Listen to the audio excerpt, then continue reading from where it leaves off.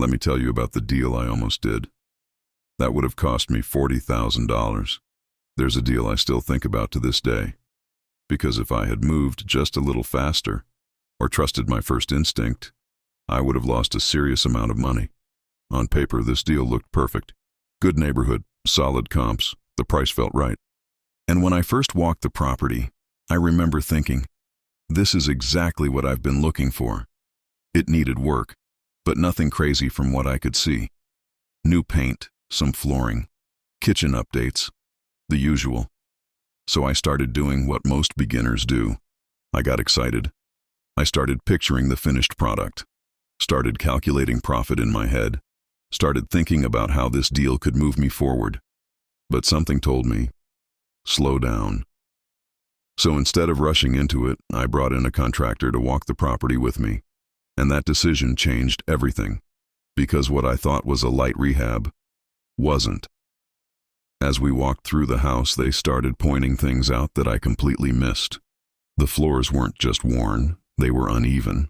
The walls weren't just old, there were signs of structural shifting. The electrical wasn't outdated, it was unsafe. And then came the big one, foundation issues. Now, if you've never dealt with foundation problems, let me tell you, those are not small fixes. That's when the numbers started changing fast. What I originally thought was maybe a $25,000 to $30,000 rehab quickly turned into $60K, then possibly more. And here's where it gets dangerous, because at that moment I had a choice. I could walk away or convince myself it could still work. And this is where most people mess up. They've already invested time. They've already built excitement. They've already imagined the profit. So instead of stepping back, they start adjusting the numbers to make it work. I'll find cheaper labor. Maybe it won't cost that much. I can still make a little profit. That's not investing. That's hoping. And hope is expensive. So I stepped back. I reran the numbers. Honestly this time. Not best case scenario. Realistic scenario.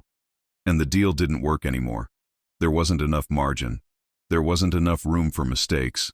And in real estate, if you don't have room for mistakes, you're setting yourself up to lose. So I walked away. And I'm not gonna lie, it didn't feel good in the moment. I felt like I was missing out. Like I was letting a deal slip through my hands. But a few months later, I saw what happened to that property. Another investor bought it, started the rehab, ran into the same issues, and more. The project dragged out. Costs kept rising, and from what I could tell, they didn't make anywhere near what they expected. If they made anything at all, that's when it really hit me. The best deals aren't the ones you close. They're the ones you walk away from at the right time. Because discipline protects your money, not excitement. So if you're looking at a deal right now, and something feels off, don't ignore that. Dig deeper. Verify everything. Because one bad deal can erase the profits from multiple good ones. Follow me. Next, I'm going to show you how to spot a bad deal in minutes before you waste time, money, or energy chasing it.